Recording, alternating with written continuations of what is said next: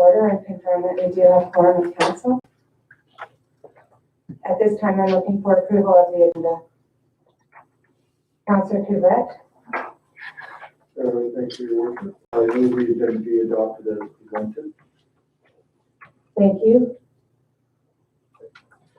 Seconded by Councillor Parker. Discussion, Mr. Morrison.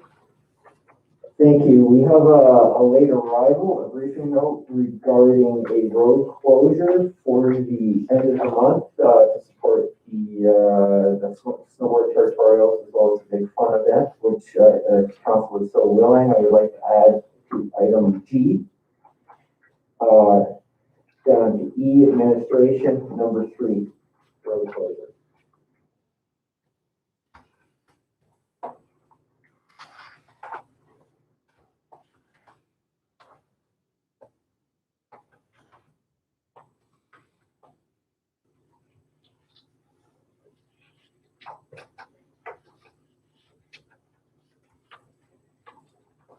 Any further changes?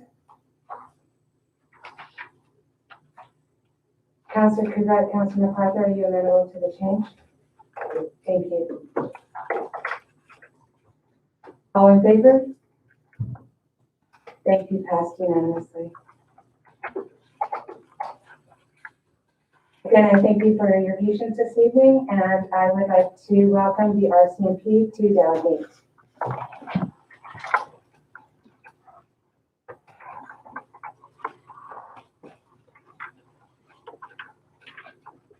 Thank you, Your Worship. Councillors, thank you for your time this evening. Before I review the monthly report, I just want to introduce a couple of my co-workers, Corporal Stephanie Ledoux and Constable Sean Gibson.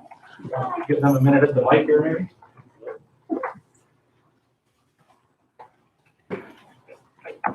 Hello, my name is Stephanie. I'm the new operations MCL here. I came from Inuvik, where I spent 4 years policing there. Prior to Inuvik, I was in Alberta. I come down here with my husband, who's also a member. He's a constable here. And we have a son who's 2 years old. I'm looking forward to being in the community. I already started to spearhead some things, looking at doing programming with the youth. That's kind of my big thing, is doing youth involvement. So getting around some of the things with COVID is a little bit challenging, but we were able to do some really creative things in Inuvik that I'm hoping to bring here.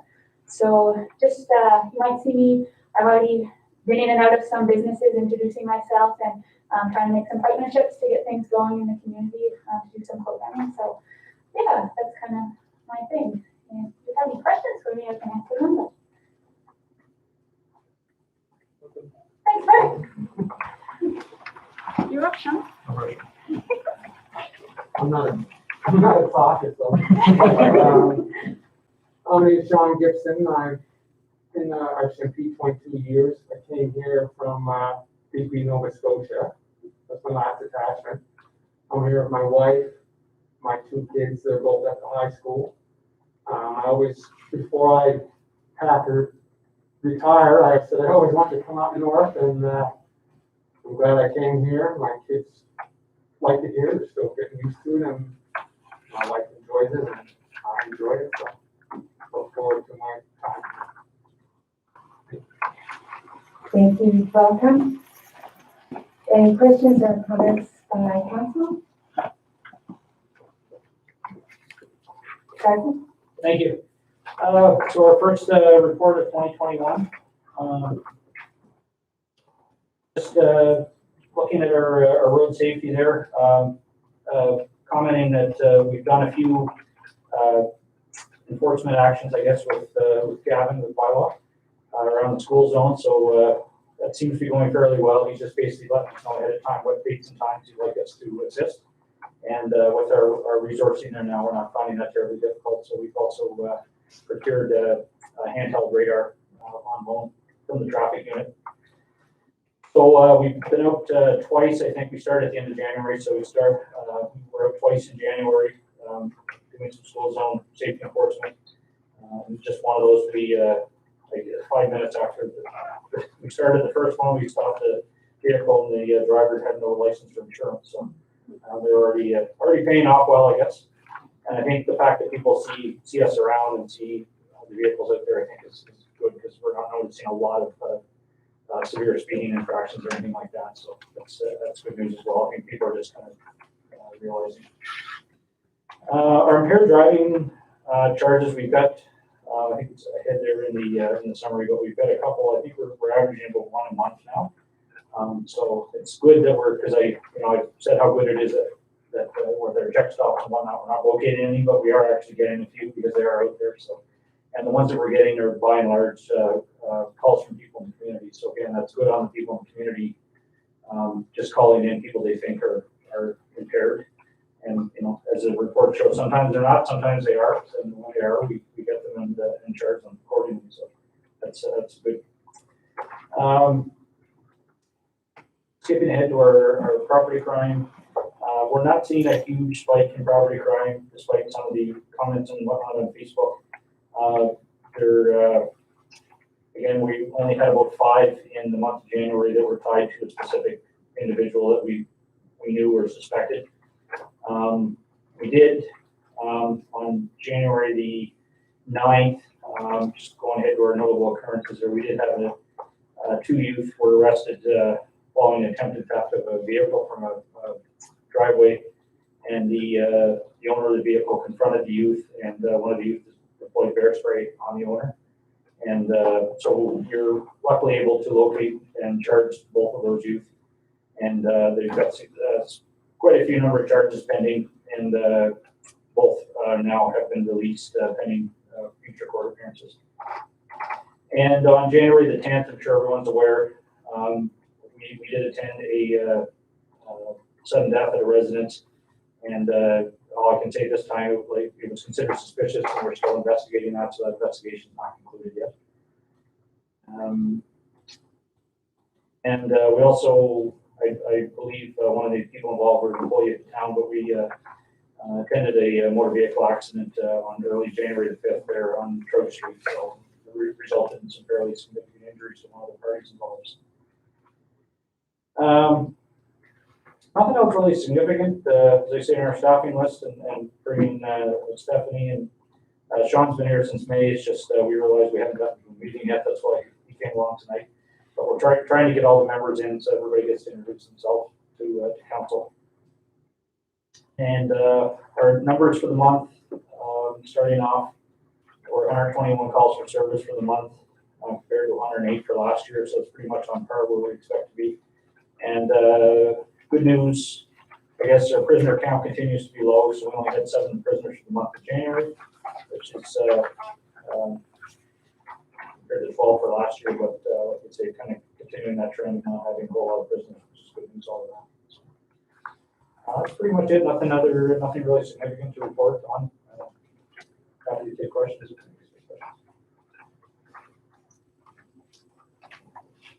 Thank you, Sergeant. Any questions or comments by council? Councilor Westphal? Good.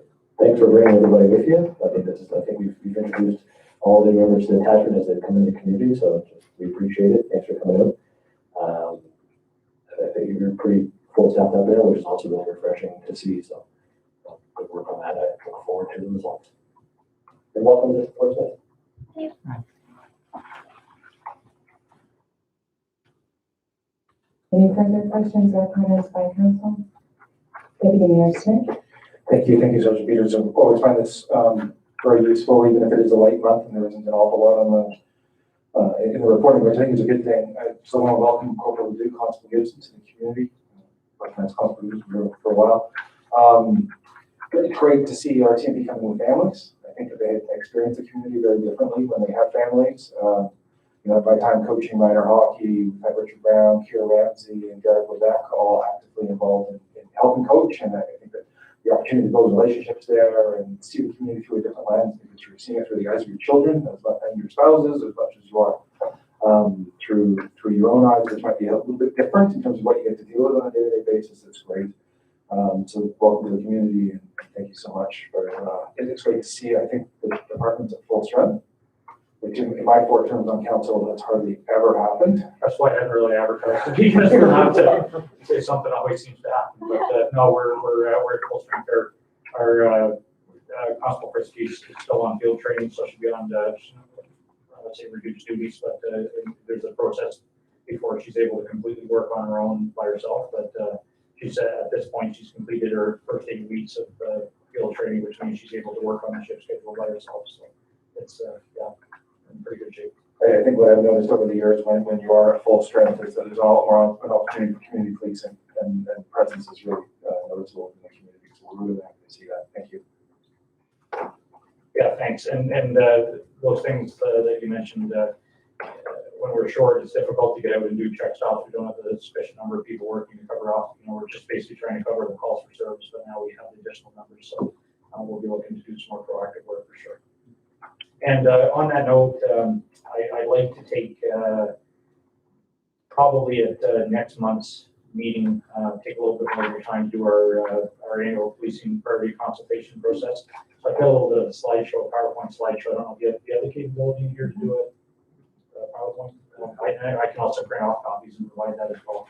But that generally takes maybe 20 minutes, half an hour, depending on the number of questions. But I'll work with Katie, I guess, to schedule time for that, maybe the next meeting. Thank you. Any further questions or comments by council?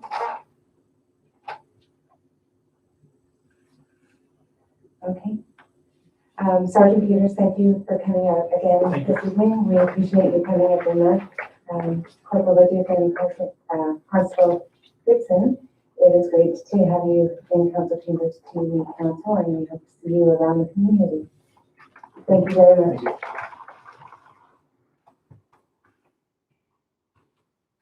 And as always, you are welcome to stay through the rest of the meeting, but there is no obligation to.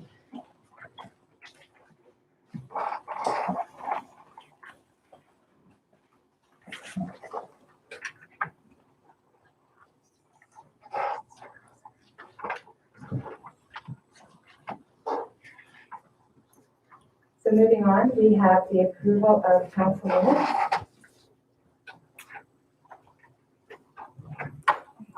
Councillor Westphal.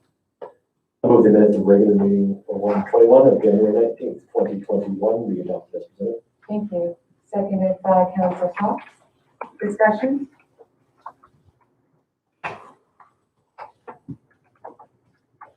All in favor? Thank you. Passed unanimously. Councillor Cox. I move that the minutes of special meeting SP 01-21 of January 28th, 2021 be adopted as presented. Thank you. Seconded by Councillor Kubert. Discussion? All in favor? Thank you. Passed unanimously.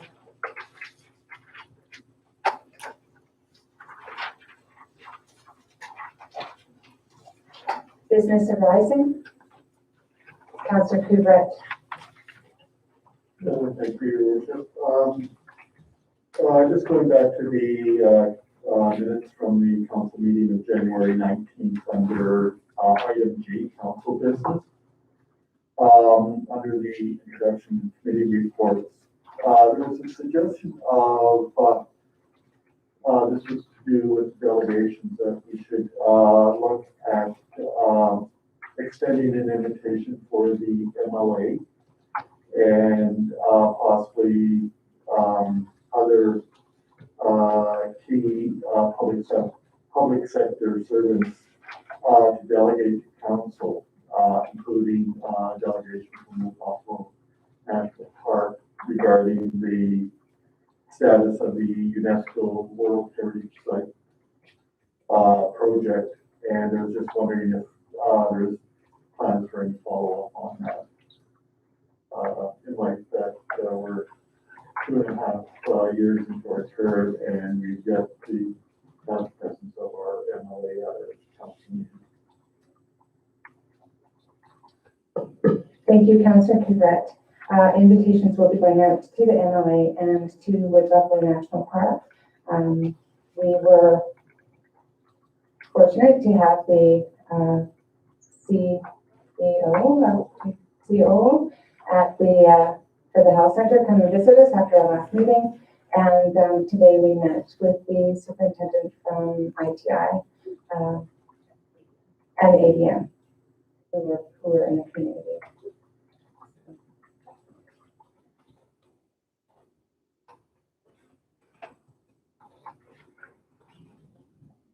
Any further discussion? Business arising? Okay, thank you. Moving on to declarations of financial interest. Councillor Kissinger. Yes, I'll just make a declaration for the briefing note on the tobacco dog washers. Okay, thank you.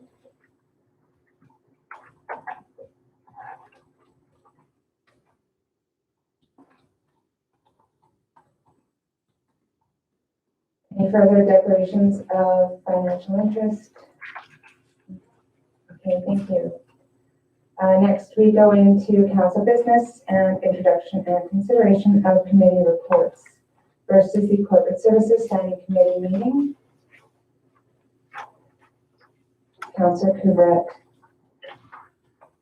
Thank you. I move that the Corporate Services Standing Committee minutes from February 2nd, 2021 be adopted as presented.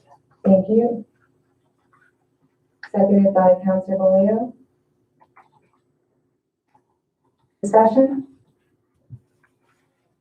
All in favor? Thank you. Passed unanimously. Next is the fourth quarter variance report. Councillor Cox. I move that the 2020 fourth quarter variance report be accepted as presented.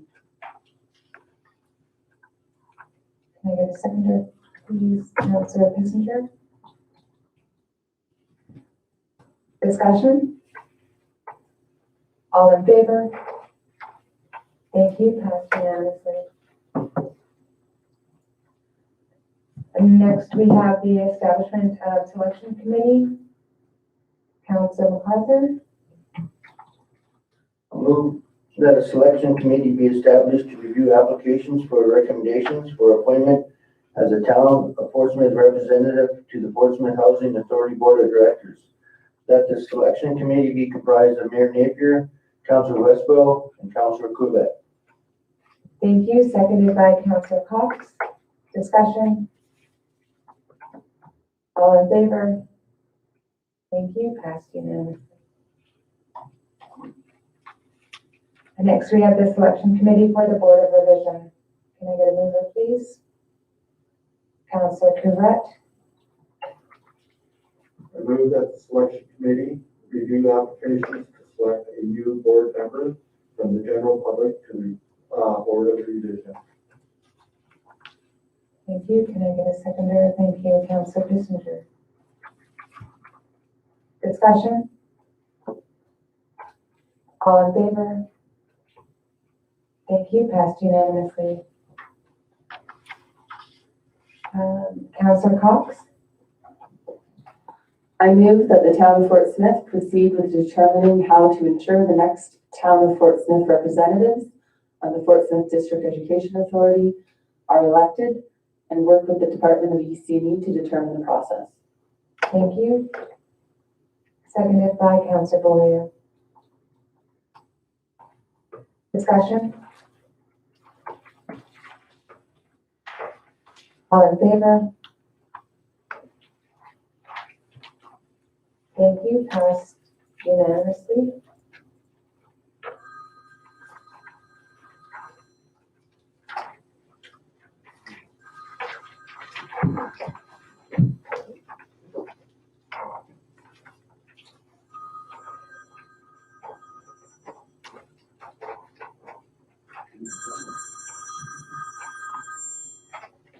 Moving on, we have the date of the tax auction sale. Can I get a mover, please? Councillor Couvret.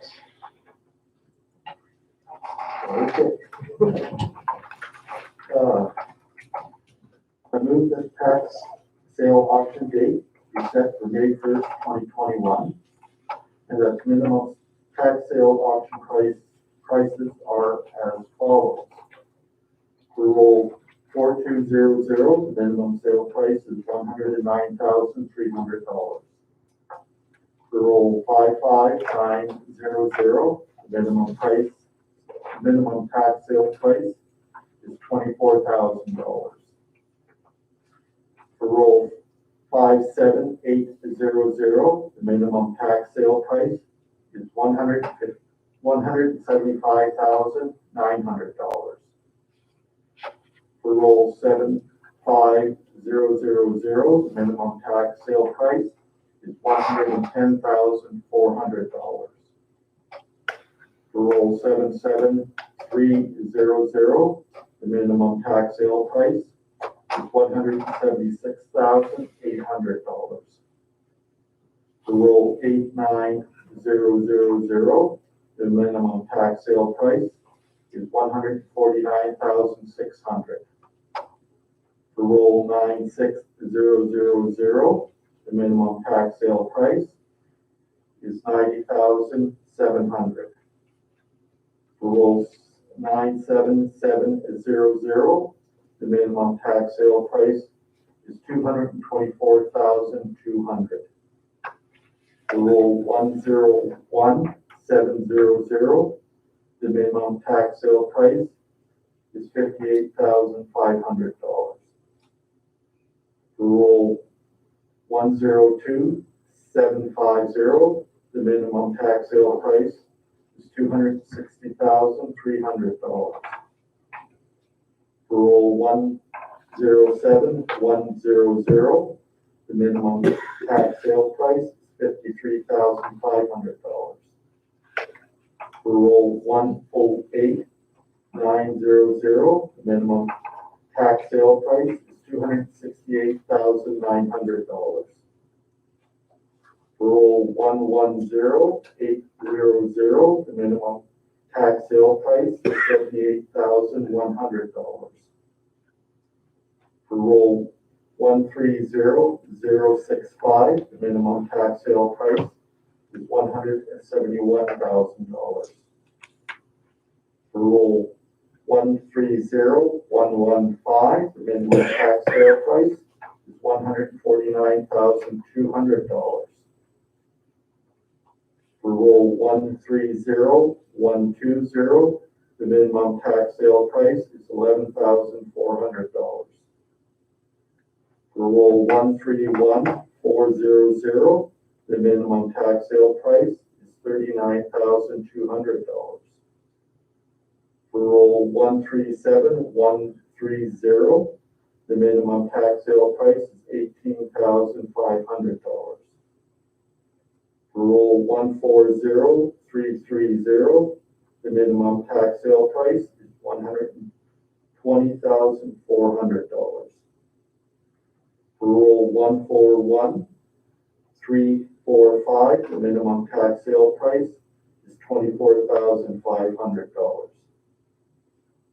For roll 141411, the minimum tax sale price is $7,800. For roll 141690, the minimum tax sale price is $228,800. For roll 142010, the minimum tax sale price is $36,300. For roll 142020, the minimum tax sale price is $65,600. For roll 142450, the minimum tax sale price is $196,700. For roll 142930, the minimum tax sale price is $320,200. And for roll 159600, the minimum tax sale price is $849,400. Thank you, Councillor Pivet. Can I get a seconder for the motion, please? Councillor McCarthy?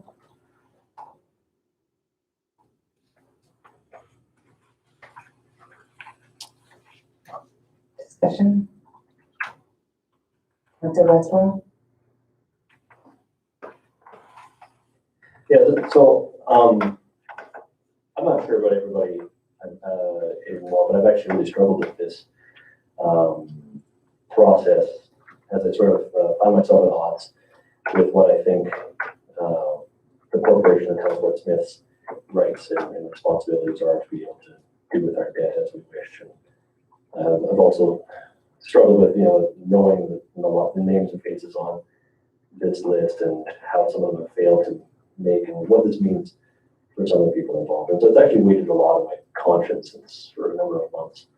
And unfortunately, I support this motion. I'll start with that. But I guess just wanted to note for the public record or for council record, I'm sure to do this now or at the end, but I might as well speak to the motion while it's here. I can't figure out a way, the third path. And as much as I researched other jurisdictions, and a lot of jurisdictions don't have this problem, which is as they don't get to this situation, but just try to figure out how we could come up with a path that doesn't result in necessarily, selling the homes up from these people who we all know.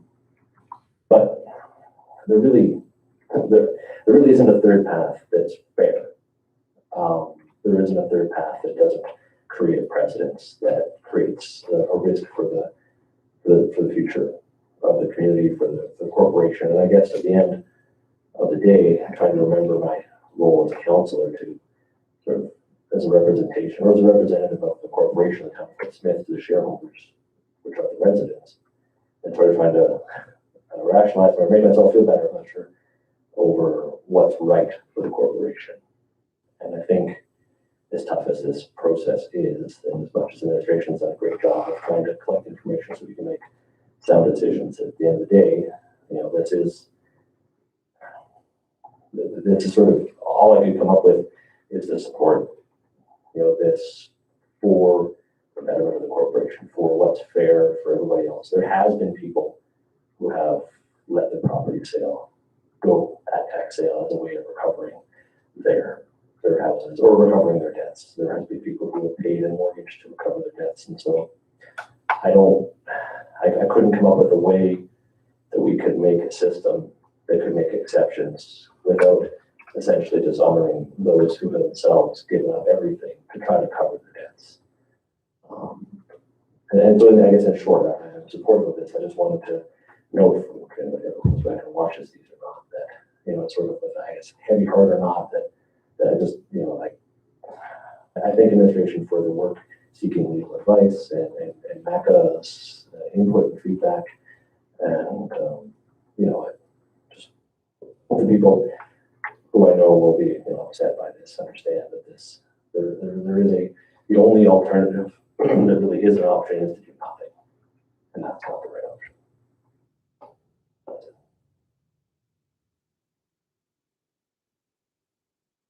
Thank you, Councilor Westwell. Any other questions or comments by council?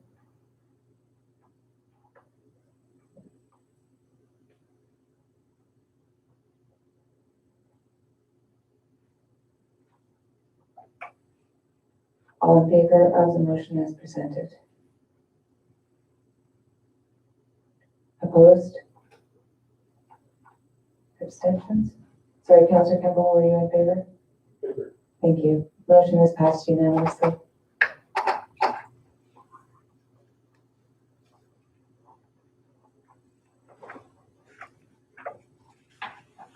Moving on, we have the Community Services Standing Committee minutes. Can I get a mover, please? Councilor MacArthur? I'll move that the Community Services Standing Committee minutes from February 9th, 2021 be adopted as presented. Seconded by Councilor Kissinger. Discussion? All in favor? Passed unanimously, thank you. Next, we have the Town of Fort Smith representative on the Fort Smith Housing Authority Board of Directors. Can I get a mover for the motion, please? Councillor Westwell, I move that Christy Jones be recommended for appointment to the Fort Smith Housing Authority Board of Directors as a town of Fort Smith representative. thank you. Seconded by Councillor Couvret. Discussion? All in favor?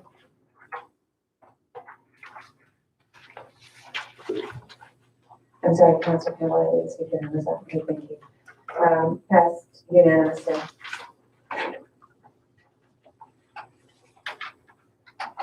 Next, we have the Board of Revision. Can I get a mover, please? Councillor Couvret. I move that Mary Helen Pichet be appointed as a new member to the Board of Revision. Thank you. Seconded. Councillor Kissinger. Discussion? All in favor? Thank you. Passed unanimously. Can I get a mover for the Board of Revision, please, Councillor Cox? I move that Councillor Kevin Campbell be appointed to the 2021 Board of Revision on behalf of Council, that Denise Uhas, Ray Curry, John Ray, and Mary Helen Pichet be appointed from the general public to the 2021 Board of Revision, and that the chairperson and board members will be paid $100 per day in accordance with legislation. Seconded by Councillor Couvret. Discussion? All in favor?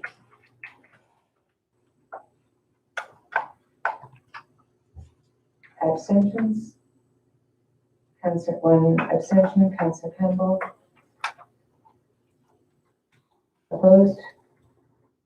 Councillor McCarthy, are you in favor? Thank you. Motion is passed, one abstention. Next is the Municipal Services Standing Committee minutes. Can I get a mover, please? Councillor Westwell. I move the Municipal Services Standing Committee minutes from February 9th, 2021 be adopted as presented.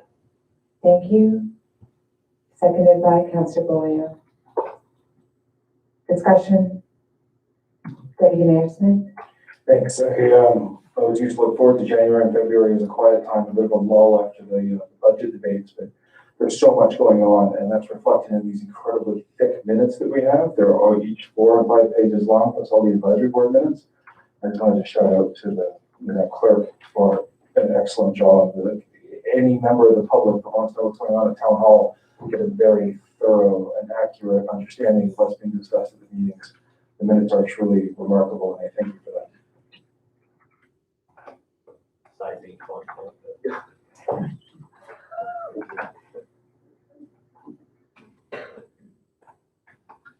Thank you, Deputy Mayor Smith. Any further questions or comments by council? All in favor? Councilor McCarthy? Thank you. Passed unanimously. And next, we have a donation request. Councilor McCarthy? I move that the mayor and council donate the cost of full EMS support with 2 staff each day totaling $960 in kind to the Slide Zone Shredders Snowbird Club for the NFT Snowboard Territorial Championships and the local Big Fun Snowboarding event on February 27th, 28th, 2021. Thank you. Seconded by Councilor Kissinger. Discussion? All in favor? Passed unanimously. Thank you. Next, we have the Community Recreation Center Renovations Project Funding Allocation. Councilor Cox? I move that mayor and council allocate $470,000 of town of Fort Smith available funds to the CRC renovations project, and that the available funds consist of $250,000 GNWT daycare infrastructure funding, $25,000 GNWT library infrastructure funding, and a $195,000 GNWT retroactive CPI increase. Thank you. Seconded by Councillor Bolio. Discussion? All in favor? Passed unanimously. Thank you.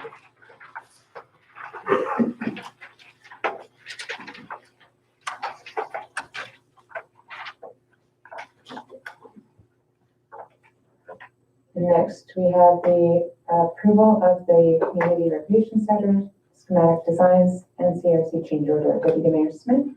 Thank you. I move that Mayor and Council approve the Community Recreation Center schematic designs as presented by the architect, and the Council approve the Community Recreation Center change order in the amount of $614,584 for the proposed additional costs. Thank you. Seconded by Councillor Couvret. Discussion? Councillor Westwell. As we just completed the public engagement sessions and there was some feedback, I guess my only question is there design, as a design build that this is there still allow time in the project scope to make any changes? There had been direction that the architect would have to be inquired as to some of the issues that were brought up. I just want to know if it's still a flexibility in there. I know there's always change orders cost money, so I'm just not sure about if we are approving this at this point, if there's any intention to make any changes whatsoever, or if it's just the proposed design as it is, that's what we're going forward with. Thank you, Councillor Westwell. Mr. Morrison. Thank you. There's always an opportunity to make change to the design as the contractor advances in his work from design through material procurement through construction. There starts to become a cost to that change, and that cost increases to incorporate that change later on we get into the project. I'm looking to be able to provide the developer some certainty to move forward, which is why we're looking for approval of the design as is. If you wish to qualify the approval tonight in some manner to allow us to proceed in an abbreviated manner, or if you feel that the changes that may come to the table are of a small enough nature not to drastically impact forward progress by the developer, then these are things we can bring later with an approval at this point. I mean, while I haven't attended the public engagement sessions in person, I have seen, I think, roll-ups of the comments produced by the Councillor Cox produced some comments. I've seen some from my own staff. Most of the things that are considered more about furniture, fittings, equipment, things that we can address much later in the development. I've seen some concerns on the layout of the washroom. If council wishes to revisit those, I think we can move forward with substantive approval of the designs and incorporate those changes sooner rather than later, but with an approval at this point, if this is something council still wishes to dwell on or not. Thank you. Supplemental, Councillor Westwell. Yeah, the two areas, of course, that I heard, one was the washrooms, but the other one was there was a number of groups and individuals who discussed the idea of what was the entrance exit solution for the curling, as far as people believe that there should be doors off in the back, should there be gates up above the lock. There was discussion about where the egress and entrance for curling could be, and I just wasn't sure if that amounted to any meaningful being written down or direction or discussion or consideration. Just know that if we wanted to make a change to put an envelope over a different door, it's going to be very expensive because we saw we know that it's going to cost $150,000 to put a glass box outside of the building. So those are the only two major capital issues I think that were brought up that I was aware of, but I don't know if we got any more with that, or if anybody else, other councillors had other feedback. Thank you, Councillor Westwell. Mr. Morrison. Thank you. So if we're looking at additional entrances for the curling facility, these would be additional design work and additional costs above and beyond what's approved. So council can approve the work as it sits and then perhaps ask to add this additional work later. Okay, so that shouldn't really impact the approval if you want to put in more doors. If you want to start moving stuff around, then perhaps we're into some different kinds of conversations. And then as far as the change rooms, I think that within reason, the cost to reconfigure the washrooms will stay fixed, and we have some time to determine if there's going to be a reconfiguration, which would be at no cost. If you want it here or there, it doesn't cost any money to move it on a drawing. Once you start building it, it costs money to move it, right? So we would want to put some time frames around any kind of reconfigurations of the design. But we don't want to be in a situation where we're constantly backtracking. But if there are uncertainties right now that council wishes to review, but for expediency's sake wants to get the overall schematic designs approved and overall pricing approved, I think that was the concerns we brought forward. We can do approvals tonight and still talk about minor changes to the building. Thank you, Mr. Morrison. Councillor Campbell? The washrooms, well, if we approve this amount, and then he comes back later saying it's gonna be, instead of 614,000, it's gonna be 814. I think with the design build, we need to approve what we're seeing, not always just, we'll see after what it's gonna be. I think we need to know what the cost is gonna be to change the washrooms to what the people want, and also the entrance to the curling club. I'll just go ahead and say, here's 614,000, let's try and change the washrooms. We don't know what the additional work's gonna cost, more or less. We're just bypassing all our consultations and. Okay, thanks. Councillor Kissinger? Just to add to that, I guess what everyone else was saying, we had consultation, we called it consultation for the drawings. People come out and tell us what you think, because now is your chance to let us know what you want. That's what we said to them. And then now to hear this, that the drawing it's gonna cost, and I was really disappointed in the turnout, like of the town, like the residents come out and then I asked people why. I was so disappointed. I said I thought I would talk to more people now. And you know what? They gave me an answer they gave to me is why? The drawings are done. You guys are gonna do what you want anyway. So now just hearing that really put it home for me then. I'm really disappointed. When are these people's concerns going to be brought that they gave us? When are they going to be addressed? That's my issue. I'm truly disappointed. Thank you, Councillor Kissinger. Deputy Mayor Smith? Thank you. So in my mind, we followed basically the exact same process we involved all of the arena renovations, which is also design build, which is, the user groups all had their opportunity in the summertime to bring forward all of their ideas, concerns, a bit of a wish list, which the architect was then tasked with figuring out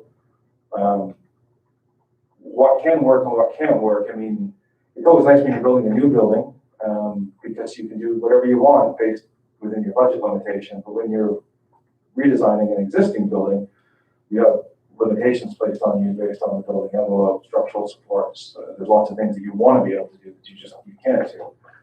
I think it's critical that we move forward with a change order this evening, because that impacts construction scheduling. And I think what the administration is saying is that how things fit in a change room can continue to be negotiated, but the contractor needs to know that they are going to be redesigning the change room.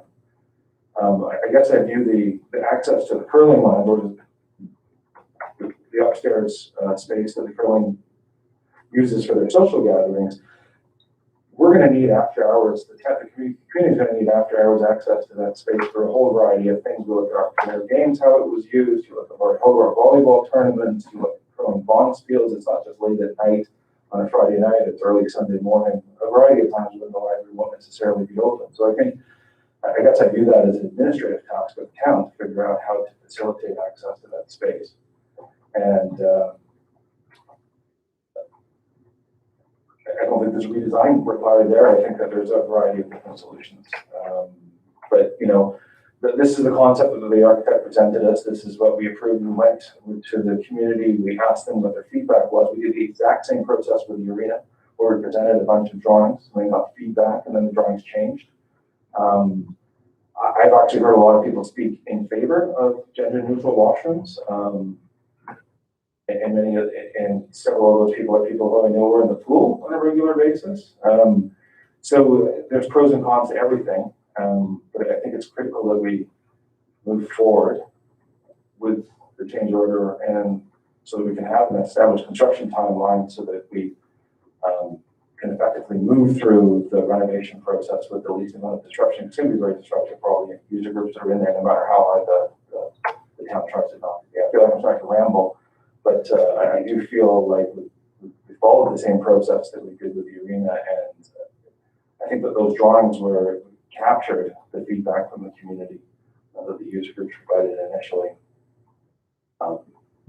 Thank you. Thank you, Deputy Mayor Smith. Councillor Campbell? Yeah, we're not here for the contractor, though. We're here for the people at Fort Smith. If they got questions and any changes, we've got to address them instead of just going around and round and round. We got to not just let just pass without showing something that we're following through on their suggestions. But also remember that any of our consultation, what's a consultation in for? This past weekend, it'll just be a waste of time. That's what a lot of the people in Fort Smith are thinking. Thank you, Councillor Campbell. Councillor Couvret? Thank you.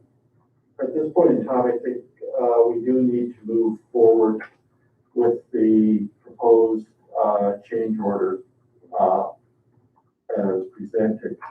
However, it does not preclude us from taking further action as a result of the consultation process. If we're looking at a typical going back to the architect and actually asking them to present options for a reconfigured change room and possibilities for secondary entrances to the curling area. That's a process that's going to take them probably anywhere from 6 to 8 weeks to be able to figure out what to be done, cost of materials and all of that. I don't see us delaying the approval process for the change order another 2 months down the road. That'll be pushing our any further development on the other agreed to changes. I think that we do have a duty to follow through and find out what alternatives might be offered and what the cost of those alternatives are. If they are substantial, then we go back to the public and say, are you willing to spend X number of dollars, $100,000 to have these changes implemented? But to just say we're going to stop the project at this point without, it's going to end up costing us money through the delays. Anytime you delay a project, there are costs associated with that. But just to repeat, we do have an obligation to follow through on some of the comments that were presented through the consultation process as well. And I'd like to see that process, us contacting the architect as soon as possible to ask for options to be presented to us in a timely manner. Thank you, Councillor Couvret. Councillor Cox? Thank you. I'll start by saying that I plan to vote in favor of this motion. I support both components, both the schematic designs as presented and the change order. The change order is very specific in the amounts and what those amounts are for. It's not a random number. It's a very specific number, $614,000. $614,584,000, and there's an itemized list. While I appreciate the perhaps frustration expressed by residents who didn't see or were surprised to see changes incorporated into the drawings that they may not have expected into this second round of drawings that we took to residents last week during the consultations. It was round 2 of consultations. And round 1 of consultations, the feedback we received in July last year was incorporated into those. It's incorporated into the drawings we have before us. And those items enhance almost every component of the rec center. And they don't just enhance it for how the rec center is being used today. It allows for the space to, it allows for the space to be used for the next 25 years, because that's what this project is a midlife retrofit. So yes, I think I also feel it, and I'll just stop talking. Thank you. Thank you, Councillor Cox. Deputy Mayor Smith. Thank you. Sorry, I just want to clarify what the change order actually covers and what was already covered within the scope of the original contract. So the change order, just for the matter of public record, covers new daycare entrance, new daycare fencing, and the park outside. And after hours book drop, it covers the addition of the atrium for the seniors, which is something that was very popular in the discussions in the summertime. So that's like the ability for the to move in and out of the building in warmer weather. It covers the reconfiguration of the bathrooms upstairs to relocate them for the library, and then it covers the enhancements to the kitchen in the seniors room, as well as some storage for squash, and then of course the additional structural supports for the moving the library upstairs. The change rooms themselves that are being discussed in the pool, they're covered in the original contract. They're not part of the change order. So while the community may have, there may be some debate over the configuration of those washrooms, that's included in the original contract. We're not discussing any additional costs required on those change rooms according to this change order. So I think that we need to clarify that. Thank you. Thank you, Deputy Mayor Smith. Councillor Campbell. Yeah, but we only have $144,000 left over in our fund. And the design fee on this change order is $60,000 roughly. That's quite a bit of money. And our next design for the next parcel, why don't we get them to do everything at once here instead of every piece. We're just good, way over budget on the whole thing. And I'm not in favor of approving the change order, but at this time till we see some changes to what we want. The contractor works for us. And actually the residents of Fort Smith. So let's go forward and get something. And he can go forward and get a design team to expedite everything. It does not take 2 or 3 months. He pays them well. They'll listen to him. Thanks. Thank you, Councillor Campbell. Councillor Westphal. So, yeah, this is a good conversation. Okay. I wanted to mention to start, actually, I'm quite excited about a lot of the designs. And I do actually support the change order and the changes that are proposed in it. And from what I heard from people who attended, actually, everything that's listed in this change order was supported.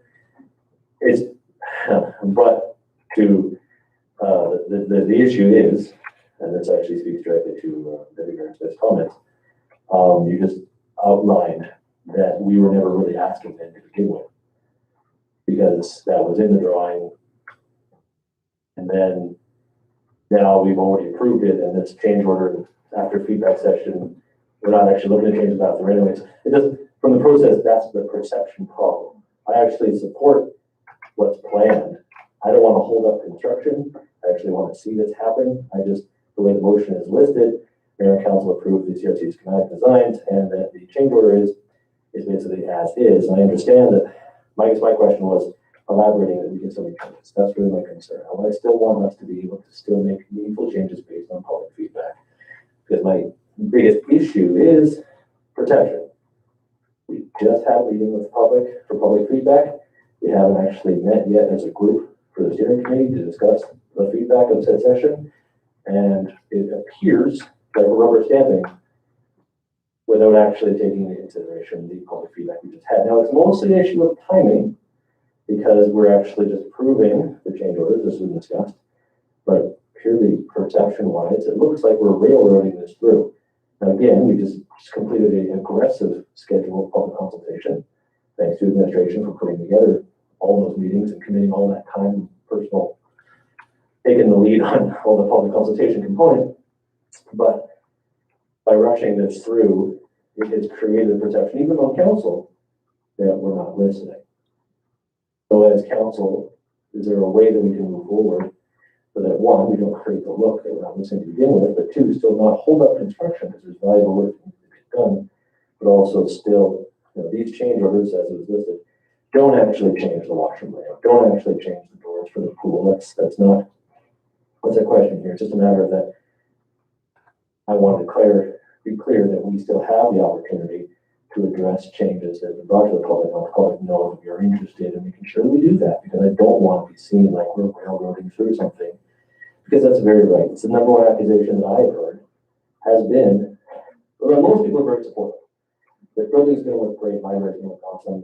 There'll just be some bold changes that, and some very southern-esque style, washroom facilities that will be a challenge for some people, but generally people can be supportive. But I do still hear the criticism, well, nothing has changed since the initial thing. I mean, again, not like they've been well attended.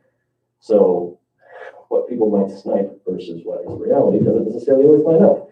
But that said, it doesn't take a lot of public dissent to build a fervor that the town isn't listening. And that's not, I don't think that's the image that's accurate. I don't think it's the image we want. But how can we manage to reconcile that while still moving forward, as long as we understand that we do have some public feedback to take into consideration. Thank you, Councillor Westwell, and to speak to your comment about perception is I can definitely remember the GNWT coming through, doing their public consultation on some acts, and the acts were subsequently passed, seemingly without any of the changes that we had addressed as the town. And that's certainly not what we're going for here. Councillor Kissinger? I agree with you there, but that's not what we want to go with it. And also, what Councillor Westwell has said, it's perception. And like I said, I asked what I was disappointed with the turnout, and I asked some residents why they didn't come out, and that they said you're going to do what you want to do. And here we are. That is exactly. So what's the point of having this and calling it consultation and stuff? I think we do have to have, like you said, some time to give the public some options, or at least let them know we value their input, and we take their ideas and that at heart and want to please them. Thank you, Councillor Kissinger. And it may be, as Mr. Morrison had spoken to earlier, a changing to the wording of the motion as it currently stands. Mr. Morrison? Certainly, thank you. I think the intent has always been to listen to the public. We've been trying to advance the change order while performing the public consultation. And now we're at a point where some questions, right? There's not 100% buy-in to some aspects of the drawing. As is stated, I don't think we want to stop work until, we fleshed out these areas where we do have concern. And so I think that, yeah, there is a need for council to roll up its sleeves and sit down and have some discussions and take resident concerns to heart and figure out where you want to go with this issue. But at the same time, there's 99.9% of the rest of the facility that perhaps we can move ahead with. The nature, as has been noted, the change order, nothing in the cost is associated with those washrooms. So what we have bought in the base contract is a block of washrooms. Whether they are gender specific or gender neutral is irrelevant to the price. I think actually, the gender neutral washrooms have been on the table since day one. The initial proposal from the contractor, as approved by council, I'm pretty sure showed gender neutral washrooms. But I also know from a builder's perspective that it doesn't matter if there's, 4 toilets on one side of the wall and 4 toilets on the other side of the wall, or they're all in the same room. In the nature of this contract is the cost will be the same. So there is still opportunity to sit and have the conversation with council and perhaps have more engagement on the issue if you feel the need. The longer we take on that, the more expensive it may be, right? So this is something where I think we want to, turn focus of the steering committee into dialogue on the issue, additional consultation, whatever. And if you wish to modify your motion to say that, we approve the designs but withhold, the ability to modify the change room layouts in some manner, that will give me the ability to give the heads up to the developer to say, listen, put the brakes on the washroom component until I can bring more certainty to that aspect to you, while council goes and, does more consultation on the issue. So we can do something like that if council thinks it's sending the right message, but the message is not to not hear the public. We're just trying to advance project and incorporate the changes we get it. And with council approving it as it sits now, we can still incorporate changes if you want to come back to me next month and say, you know what, we've talked about it and we just can't support gender neutral washrooms. We want the old style washrooms. So I can make those changes and have the design updated, especially if you give me the forewarning and I tell them sort of to slow down on that aspect now. So that, like as the mayor said, can be something where council can modify their motion if they see fit. There's lots of strong thoughts on both sides of this issue, right? There are people that are against it, there are people for it. It's going to be a gut check for council on this one. Thank you, Mr. Morrison. Any further questions or comments? Deputy Mayor Smith? Yeah, thank you. I apologize I'm sorry if my remarks earlier were seen as trying to railroad a project. That wasn't my intent. My intent was to point out that the items that were being considered controversial are not the items that are actually contained within the change order. The items that have been identified as controversial, we've already paid for in the original contract. It's just that the final layout of them is to be yet be determined. That was my only point. I didn't hear anything. All of the sessions that I was at and all the conversations I've had with people in the community, there's been no issues whatsoever with the items actually contained. I have not heard a single issue with the items contained within the change order itself. I don't know. I'm trying to think of wording to change my motion. And I'm kind of a little uncertain as to how to word such a thing. Perhaps the mayor and council approve the community recreation center schematic designs in principle, accepting the change rooms, the first floor change rooms, yet to be determined. That council approved the CRC change order in the amount of $614,584 for the proposed additional costs. We don't want to seem like it is things are being railroaded, like we're moving too fast. I just think that the change order contains the feedback from the user groups and facility users from the summertime that are all enhancements on the original scope of the project.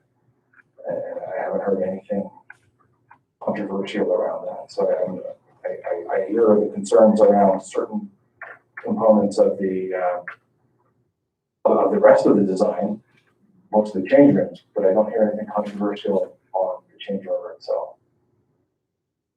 So sorry, I suggested an amendment to my motion. I don't know if Councillor Couillet's amenable to that or if that works for the needs of council.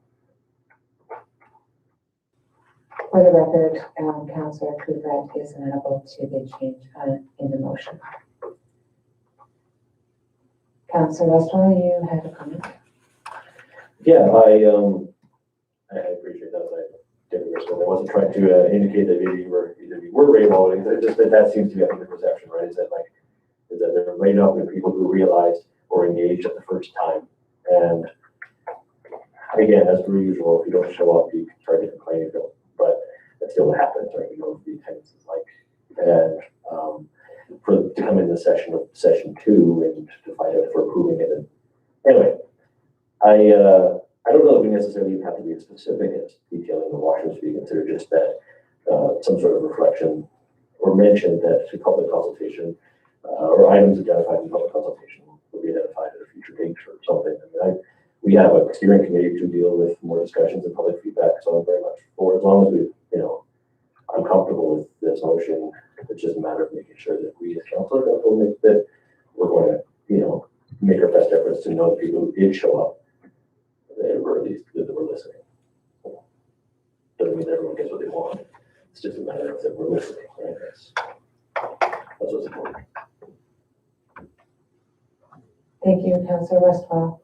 And I think that we've come across an issue in presenting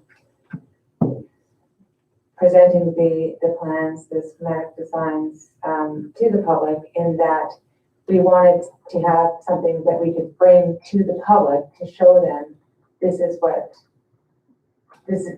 are the changes, this is the rec center that we envision.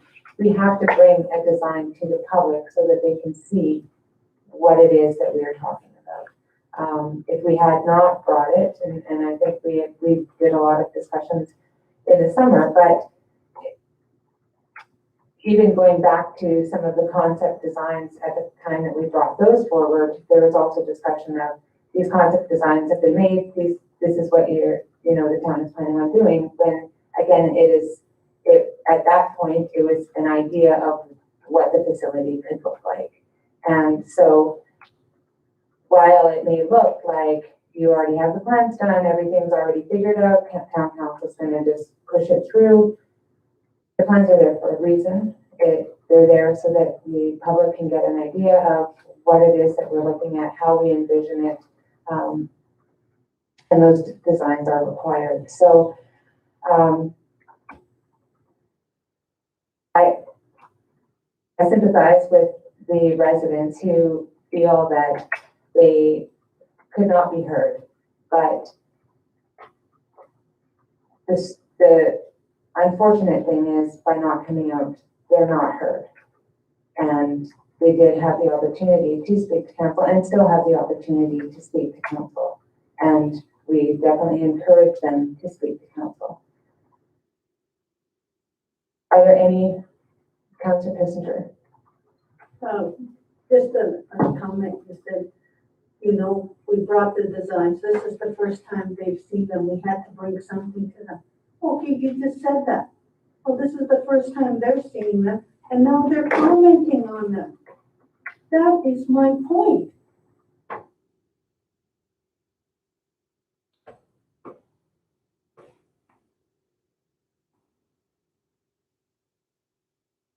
I'm not saying I don't agree in that.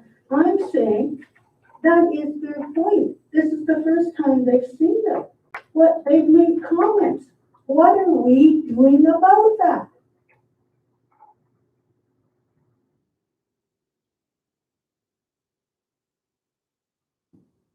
Thank you. Thank you, Councillor Campbell. And we'll just say that we do have an amendment to the motion to include comments and requests by the public in our future designs. Councillor Campbell. Yeah, the design build, how come he wasn't designing this when he's working on the basement? He should have had this out, we were supposed to have this drawing 2 months ago, we only did it a month, 3 weeks ago. This should have been done 3 months before he's saying that we're holding him up. I don't see how we can hold him up, there's always something to do. And let's get everything above board, get the proper design for whatever we all want, instead of a little piecemeal, here, everything else. It just seems like it's being shoved at us and say, here, approve this. Let's get everything done. We know we have more money that he wants. Let's get it all designed once and put it out there instead of just keeping piecemeal each time.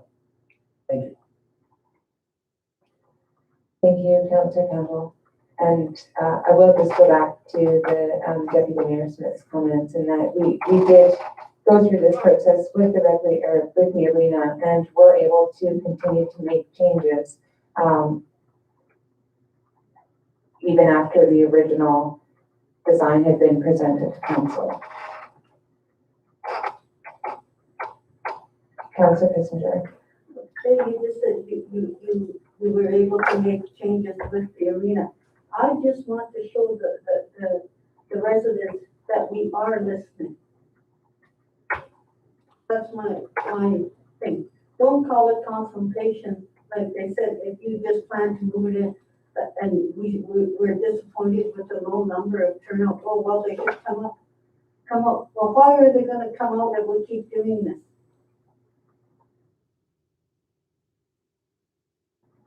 I'm not saying I'm not in favor, okay, but let's listen to the residents.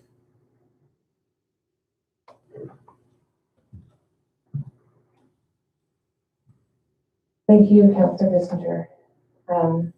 I will just note that we do have an amendment to the motion that the schematic designs would be approved in principle, accepting the change rooms. Sorry, Deputy Mayor Smith, do you have The final design of the first floor change rooms. And as Mr. Morrison said, we do still have the opportunity to include the other changes that were brought up during the community consultations. Councillor Kissinger. Okay, I'm in agreement with that we have some room to, I just want to make sure that that is noted and that is said, that we have the opportunity. Thank you. Thank you. Further discussion on the amended motion?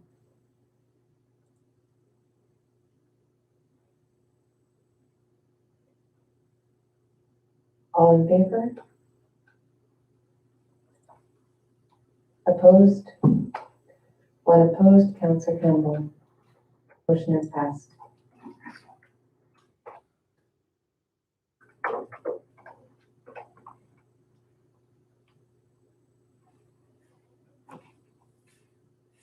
And next we have a DPA 001-21.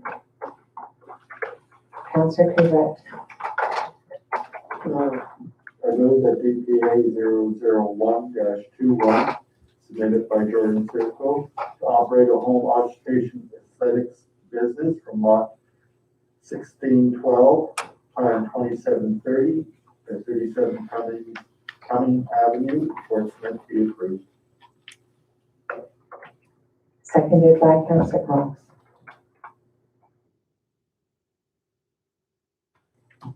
Discussion? All in favor? Thank you. Passed unanimously.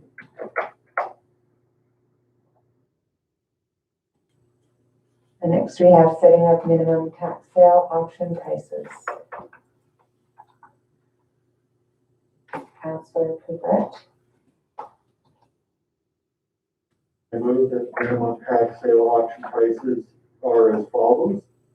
For roll 18108 800, minimum tax sale price is $73,500.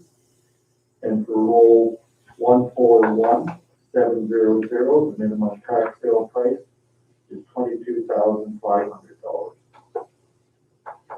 Thank you. Seconded by Councillor Cox. Discussion?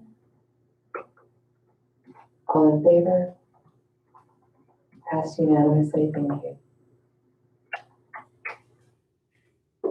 And moving on, we have enactments of bylaws and policies. Councillor Cox? I move the 2021 annual borrowing bylaw 1011 be given third reading by title only.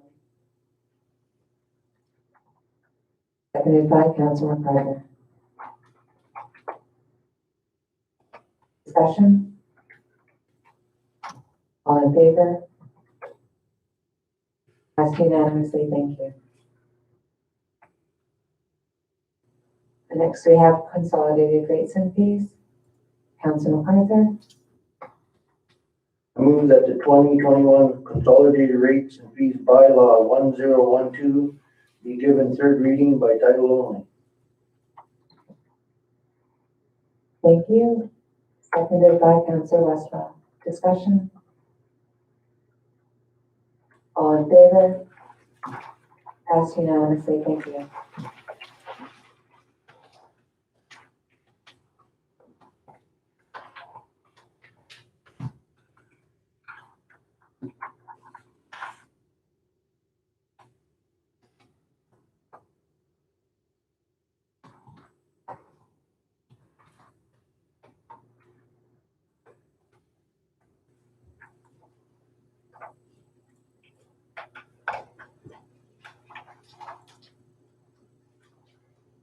We did have two appointments earlier in our agenda.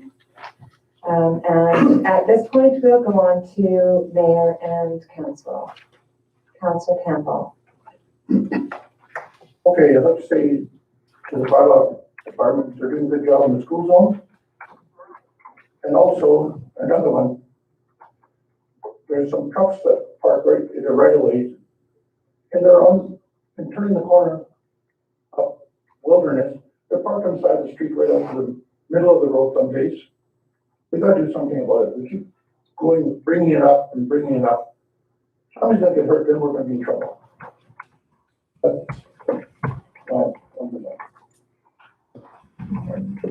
Thank you, Councillor Campbell. Councillor Couvret.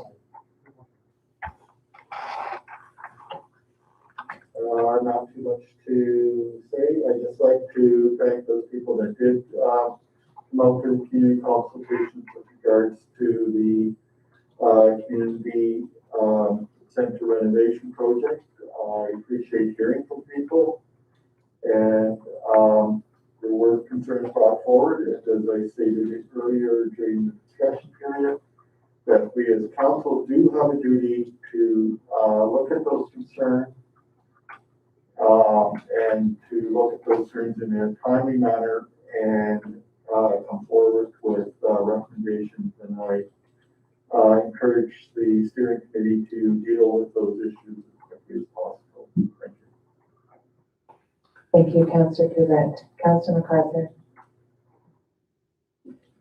Yeah, also kudos out to Gavin and Sergeant Peters and his crew for running some extra patrols in the school zone. That's nice to see. Also, my condolences go out to the Burke family on the passing of Carmen this afternoon.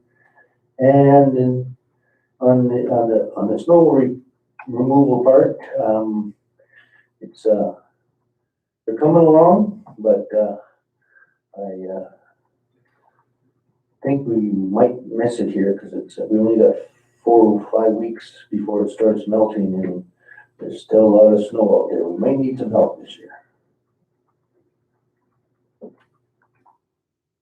Thank you, Councillor MacArthur. Councillor Cox. Thank you. Continuing on the snow removal theme, shout out to the Public Works crew for their ongoing work on both the Tabasha Trail and sidewalks around town.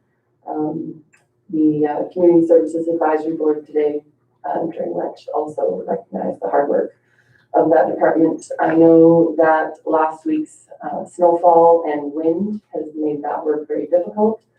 And so thank you for making our sidewalks and trails very, very walkable in spite of the snowfall and wind we've had so far this winter.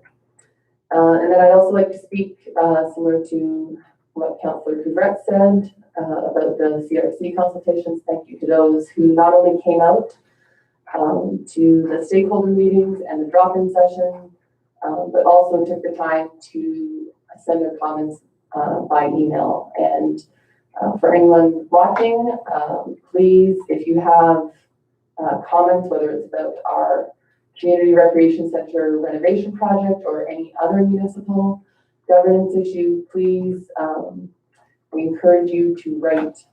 If you can't come to the meetings, please feel free to call or send us an email. We do have an email address for questions, and that's townoffortsmith@fortsmith.ca. And that is all. Thank you. Thank you, Councillor Cox. Deputy Mayor Smith.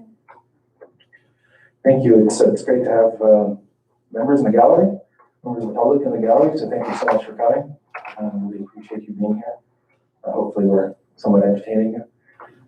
First, I just wanted to give a shout out to Councillor Campbell and his crew of volunteers for the outdoor rink. I know some people that are involved, I don't know all of them, so I'll list them because I'll forget somebody.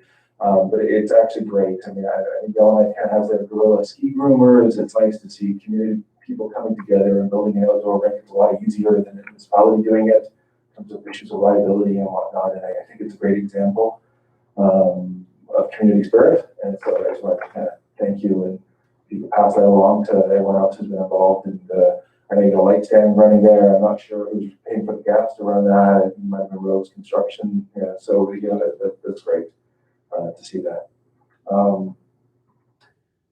And I also want to agree with Councillor Campbell about the issue of trucks and vehicles. There's a number of trailers and boats around the community parked on town property. I think it's more of an issue this winter because the snowbanks are so high. There's a lot of visibility issues. It'd be nice if Bylaw could do something about that in the springtime, a bit of a reminding residents not to park their large external vehicles. Nice that we. So finally, I just want to shout out to a number of local organizations which are striving to kind of get beyond COVID. We've got a snowboarding event running that's COVID compliant. The dog mushers are playing on races. The ski clubs moving ahead with their law, but everything, of course, is different. And I think even minor hockey is starting to kind of get back to maybe more of how it used to be with some inter-community activity. So it's really great to see, and that's just some, there's others that are happening as well, but it's great to see volunteer organizations making an effort to make the winter a better place for us and our youth in the community. And I just wanted to recognize their efforts. It's been a very difficult year for a lot of them. Thank you. Thank you, Deputy Mayor Smith. Councillor Boyle.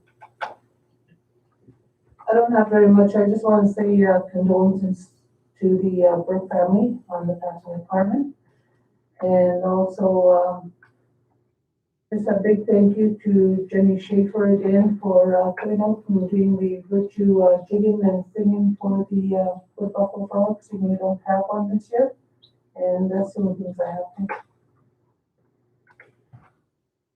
Thank you, Councillor Boyle. Councillor Kissinger.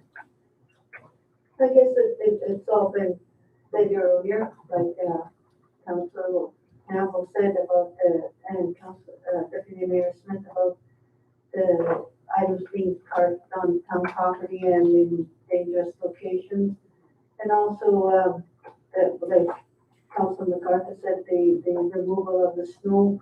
I think we're going to need a little help this year, but a lot to be done. And also, thank you to Councillor Campbell for getting the outdoor rink going. And I drove by there on one day, and it was great to see. I think I saw 4 or 5 kids skating around there. You know, it just adds life to the neighborhood that things are happening. And then I looked around and I could see how many more kids are gonna, if that continues, are gonna be out there next year and stuff like that. It was just great to see. And I guess I also would like to send my condolences to the Brooke family on the passing of Carmen. Thank you.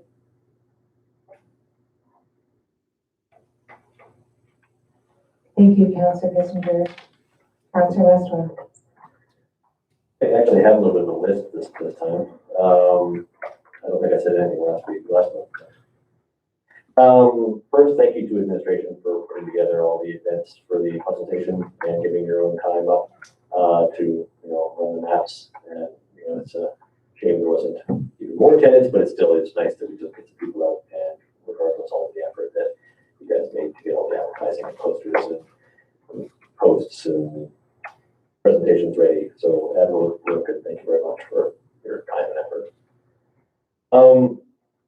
Not sure if everyone else has seen the the signing of a petition for the runway widening again. It's being well circulated. It's an online petition, physical petitions. I've had a few conversations with people that I think were misunderstand the process that got to this point to begin with. But that said, it's still good to see a petition, community petition sort of push back against something, even if it's already happened and construction's already done. Hopefully we'll reverse that and they'll get spend another $1 million pretty much where they used to be. Simpson Street parking, angle parking, I've gotten a couple of good lashes from people. And now that I'm back in the job, it puts me in the public a lot more. People remember I'm a counselor and know where to find me. So yeah, it continues to sort of be a sticking point for people, mostly because, as I've tried to explain to people, it's that our development guidelines as they are obviously don't accommodate new girthy long vehicles, and that is obviously still an ongoing problem, whether it's giant trucks with extended trailer hitches or even just large vehicles in general. The angle parking continues to be a challenge, and I'm already near on the street. Yeah, I think the town has tried to do some work on it. I think more work is necessary, but I'm not sure going forward what the heck we can do if it continues to be a problem where the stalls are just not big enough to handle the volume or the average size of vehicles now. I'm not sure what the solution is for that, but just of note that I've been approached by a number of residents again this winter. I'm sort of frustrated with the lack of space, or that it's become sort of a single lane road at times. Last meeting, I don't know if it was last meeting, maybe it was the meeting before that, I think I came off a bit of a jerk about something I didn't mean to. And it had to do with the playground on St. Anne's, which I think going back and watching the minutes from it, I think I may have sounded more contrary than I intended to. But I guess just wanted to specify that I do actually think it'd be quite valuable to have a playground restored on St. Anne's. I just find it's frustrating that it's one of those things that's been a problem for 20 years and only really comes up like we should do something when someone goes to develop. That said, frustrations aside, it's a complicated issue. And I kind of some thought into trying to figure out how we can move forward with that. And realistically, not wanting to stand in the way of development, it's one of those things that if we want there to be, it's going to cost us money. I can't think it's going to cost us more money than we're going to make in taxes on building by a long shot. But whether it's land swapping or whatever, we know we want to diversify the community with housing, just as we did with the initial buildings. We're building right now, we spread them around. And it's been shown to work and be healthy for the community, as well as the need for a return playground space where a lot of children live. But I don't know what our solution to that would be outside of trying to leverage funding for social green spaces or something where we could, financially compensate them for land that's effectively theirs that they want to build houses on, which is good. We do want housing to build more houses for housing, something the community does need. But if we're looking to influence where they can build the land that is theirs, maybe we should try to come up with something that entices them. Anyway, I realized that I came off sounding more somehow against the playground development on St. Anne's, and it wasn't my intention, just generally being contrary to the fact that some of these 20-year problems that we try to make changes on, which tails into my next point, I guess, which is the GWT has decided to take itself another property. The guys of emergency, I understand they've seconded another building in LA due to an emergency, which again, in spirit, great. It was an immediate need to identify another situation. I just kind of hope that, I guess, these newfound powers of emergency to take property are not going to go too much further than they already have. This is 2 now in a number of months, but also that the frustration still is there, that I hope that the minister would make the same consideration if the shelter was in Portsmouth or Hay River or Fort Simpson, and that matters of homelessness and shelter are just as important everywhere.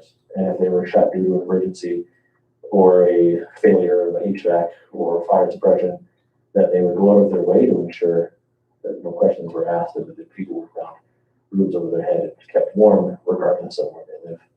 And unfortunately, I don't believe that to be the case.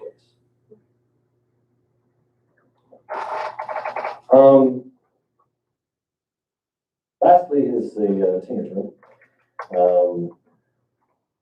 I believe it didn't come up directly in our discussions yet, and I know it seems to have come up indirectly through our conversations with, or not indirectly, maybe now directly with this conversation with the seniors over the idea of leases in space. And I've had this conversation now with a couple of individuals who again approached me, and I'm not shy of the point, and we're wanting to be on record that I'm actually not in favor of private space leases in town facilities, and I think there's a good rationale why it not be. That said, I look forward to what's hopefully a very meaningful consultation with the seniors group, and that is just my personal opinion, not the opinion of council, but that's where I stand. I think that the public places and public spaces are for the public, and that's sort of our duty to sort of ensure that they are best used for the taxpayers. But that said, I've done a lot of again overthinking in my head, soul searching, and came across some really interesting arguments that I can tell to myself that I'll save for another day. But that in the meantime, I look forward to sort of a meaningful engagement with them, but I, personally don't support the idea of personal or private leased spaces in public space buildings for any user group, not particularly seniors or curling or hockey or other groups. I realize there's some considerations over liability when it comes to kitchen rentals and fundraising opportunities, but in general, situations where we have leased a space that also then results in subletting,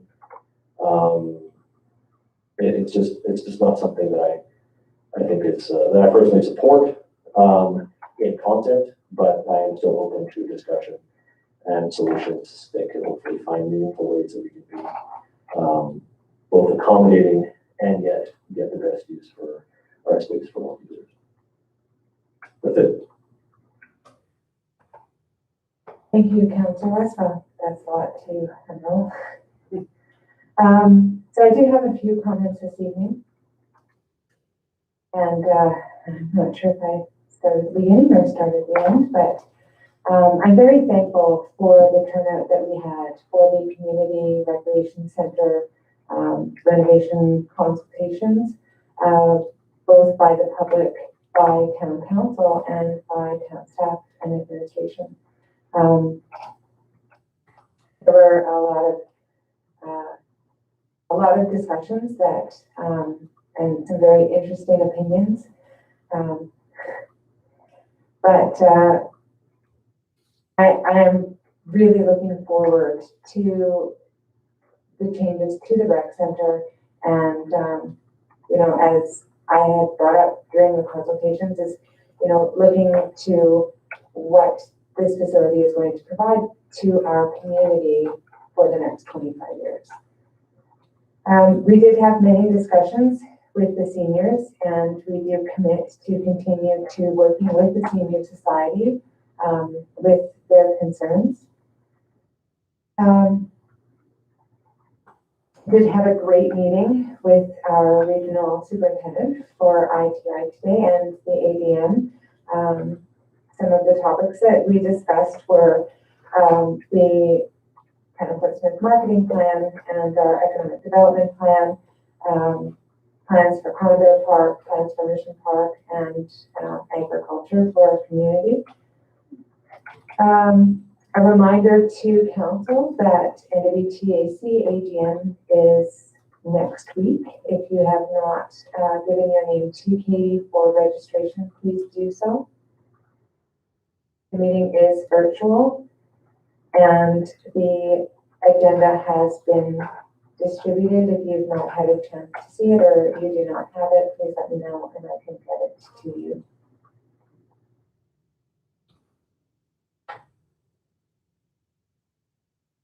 I believe that for the issue for Simpson Street, that there are signs on the building that the parking is for small vehicles only.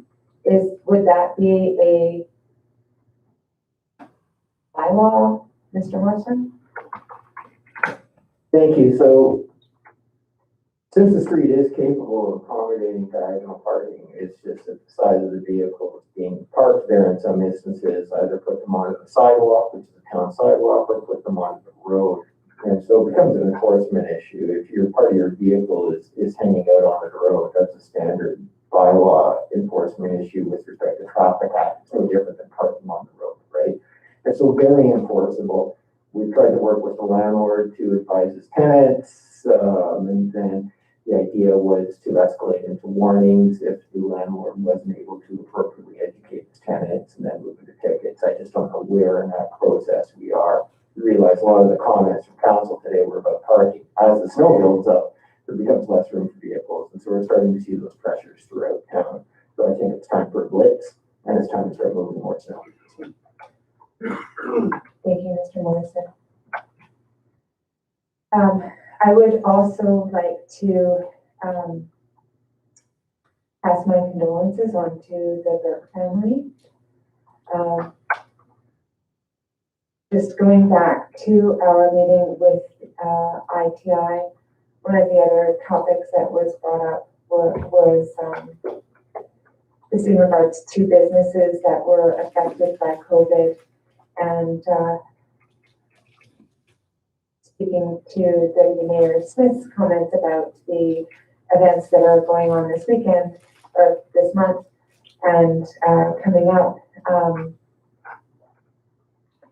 we, I believe, have seen notice about an updated vaccine schedule. And while life will not return to normal in the very near future, I think we're getting more and more freedoms, which is great, and more safety for our community. Thank you, Councillor Westwell, for bringing up the St. Anne Street playground.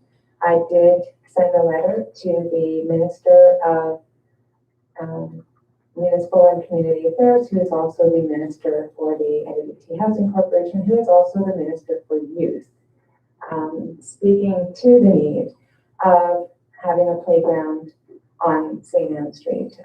That our second oldest bylaw that is still active is the agreement that the Housing Authority would have a playground on that space and not have to pay taxes on those lots. And I believe that the Housing Authority should be honoring that there's not been a playground on that street for 20 years. I did have the opportunity to speak with a couple of residents who grew up on that street and had played at the playground, and it was removed while they were still youth, and had described how, you know, going to the nearest playground, which is at DBT, it was too far for them as youth. There are a lot of youth on that street. It is surrounded by commercial, industrial area. There's not any nearby green space. So I am completely in support of the GNWT putting a playground on that space, but also not adding more multi-unit housing development on that street. We do have other spaces within our community where multi-family housing units can go, and I think that we need to push for the GNWT to diversify the type of housing that we place in our community and around our community. And those were items that I had listed in my letter to the minister, and I am at this point awaiting a response. Councillor Campbell, or sorry, Councillor Westwell. Just as a fun fact, it's the same minister, she could second the land and take it away and just give it to us.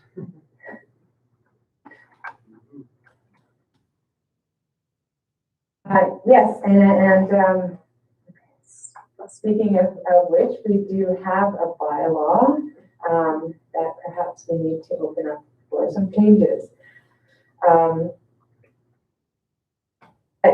This is an agreement that goes back 45 years. And the concerns that were in place 45 years ago are still concerns today. And I think will continue to be for some time. And I don't think that it is, I think that we need to look at our development in our community, housing developments, green spaces, and playground spaces for any future development that happens in our community.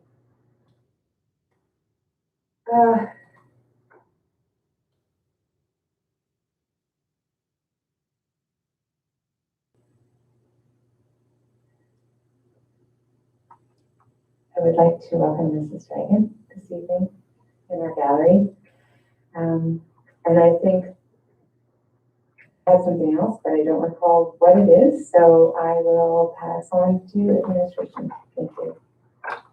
Thank you. Yeah, with housing, we're hoping that the minister has the forethought to ask their employees to stop the development of the duplex, at least until we can get ahead of it with review of the community plan and try and put some higher level controls about, what future neighborhood development does. But I can say I was surprised by the effect of just a couple of months of employment in the private sector has had on Councillor Westwell. He came out of, a union representative, strong socialist background. He starts his own businesses, and within 2 months he's saying, we don't need any playgrounds there, build more houses for tax revenue. So we did quite enjoy that, even if, you were misquoted. I appreciate the dialogue earlier. It was very clear that we understand our role is to serve the residents. And I appreciate that was very clearly stated. I think all council understands that we're here to serve the resident, and we all want the best things. We may differ on how we achieve that. And, that's voting, that's dialogue in council, as long as we can have that dialogue respectfully, which I think we were able to accomplish tonight. Moving on to the COVID update, not much to update here. I've talked previously about concerns around communication.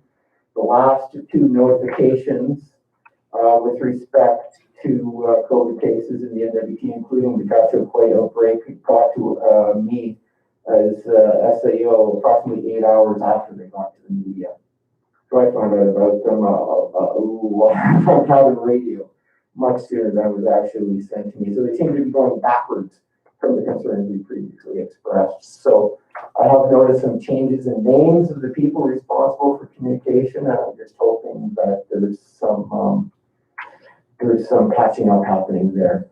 Other than that, we have received some packages of information from Protect NWT, and I think what we're seeing here is right now, information is not readily available to the general public. You have to go deep into GNWT websites to extract what you need, and what they're providing us with is more succinct little bites of information, easily digestible, that can be produced in Forster format and distributed around town.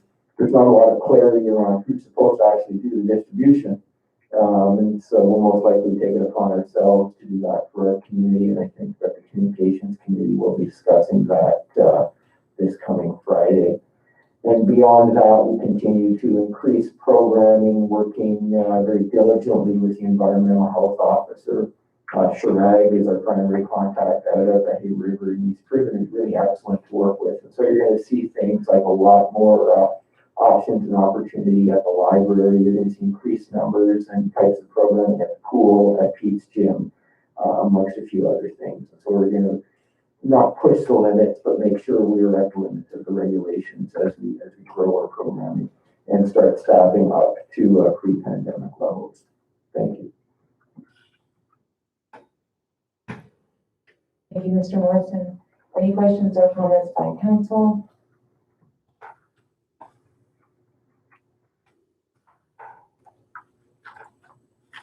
We have had confirmation that cabinet will be at the NWTAC AGM on this Saturday, so hopefully we can bring forward some of our concerns, especially in regards to communication in the communities.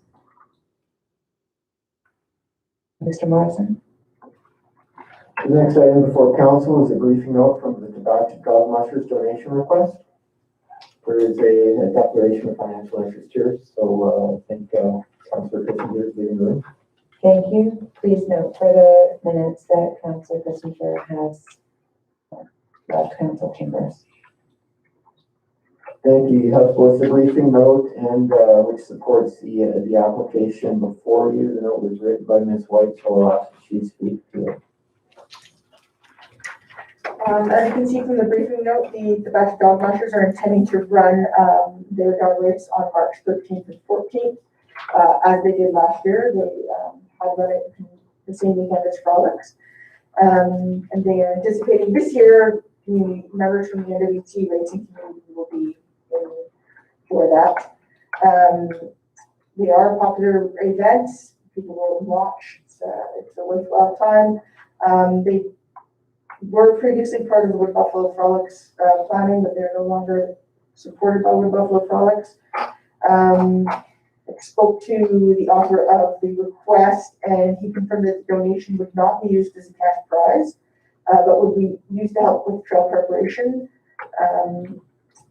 As we did last year, that was the intent of last year's donation as well. Other expenses for the event include the cash purse, reimbursement for the use of snowmobiles to drive the trail right before, snow fencing, and this year additional signage required to identify the COVID restrictions that are part of their exposure reduction plan through the public health officer.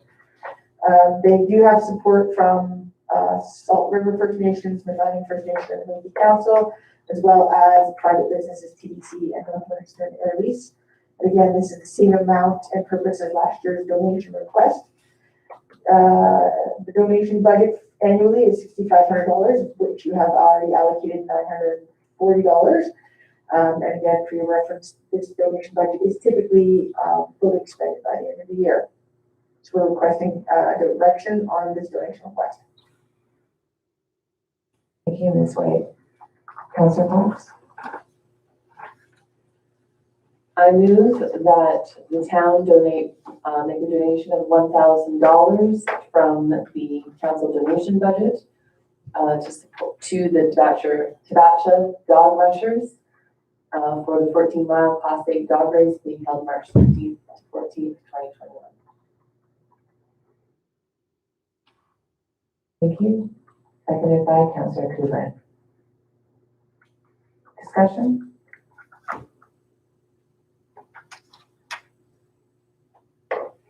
All in favor? Passed unanimously. Thank you. Mr. Morrison. Thank you. As we've come to grips with just the scale of the event that we plan to hold at the end of February at our snowboard park, we decided it might be in everybody's best interest if we close the road for the weekend. So that's the request before council. Thank you. Sorry. Yeah, I forgot. Councillor Councillor Kissinger to come back.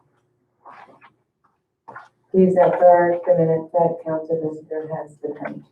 And for what Councillor Kissinger missed, I was just saying, we're starting to realize just how big the snowboarding event we're holding at the end of the month is. And so we thought it might be a good idea to close the road because of all the traffic we're going to be seeing from the parking and back and forth across the road.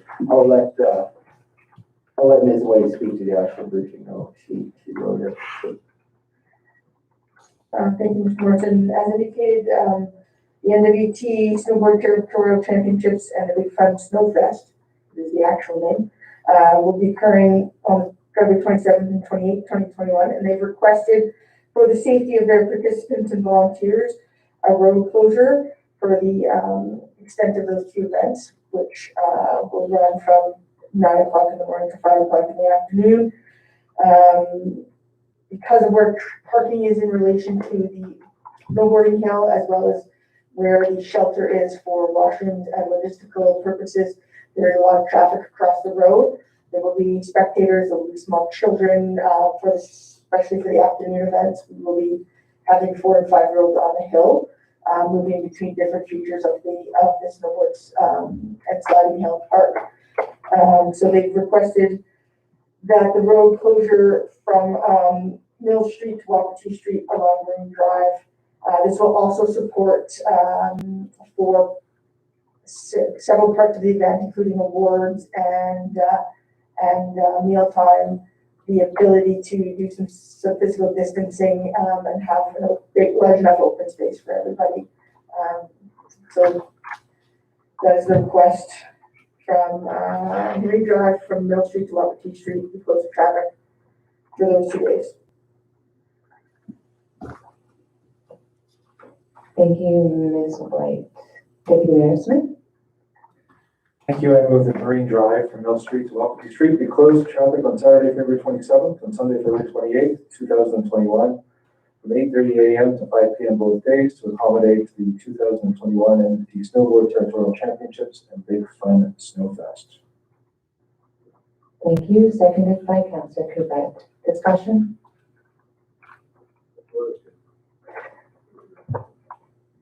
All in favor?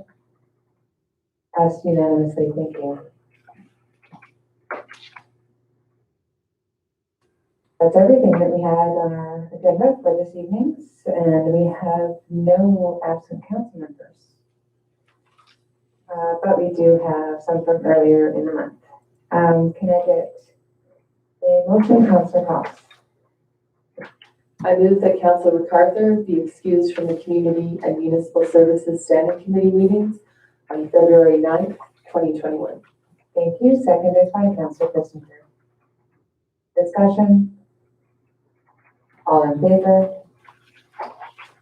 Abstentions? 1 abstention, Councillor MacArthur. Motion is passed.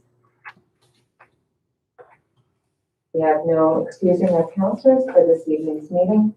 The date of our next council meetings, we have Corporate Services Standing Committee meeting on March 2nd, Community and Municipal Services Standing Committee meetings on March 9th, and our regular meeting of council on March 16th. At this time, I'm looking for a motion to adjourn. Councillor Coupette? The meeting be adjourned at 9:05 p.m. Thank you. Seconded by Councillor Cox.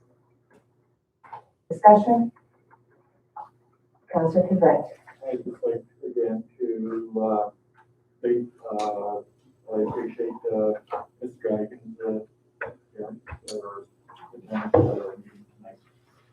Thank you. We appreciate your appearance. You said you look good. All in favor? Councillor McCarthy? Thank you. Motion is passed unanimously, and we will move into our question period. Do we have any questions from the gallery this evening? Okay. I haven't been here for a long time. I've seen, I miss a big buffalo head. And a lot of elders always talk, they miss out, they don't have no FaceTime or things like that. So they really don't know when the meeting is on and things like that. that would be nice if it was posted someplace or tell them somebody maybe at their meeting, they can talk about the dates and stuff like that. You think more people would come then if we? Well, it depends on what you have on the agenda, I think. At one time, I used to come here and it used to be full. Yeah. But, Get the agendas up in public places? pardon me, Get the agendas up in public places? at that time, Just before the meeting? well, we used to have newspaper, Yeah. so that's the big missing part. Thank you. So before we continue, Katie, are we still live? Yeah. Okay, so I'm just gonna repeat your question, just so, like, we do have people who are meetings officially. Right. Okay. Or even just put it in the mail or something, so that they, Could we put in the once a month or something.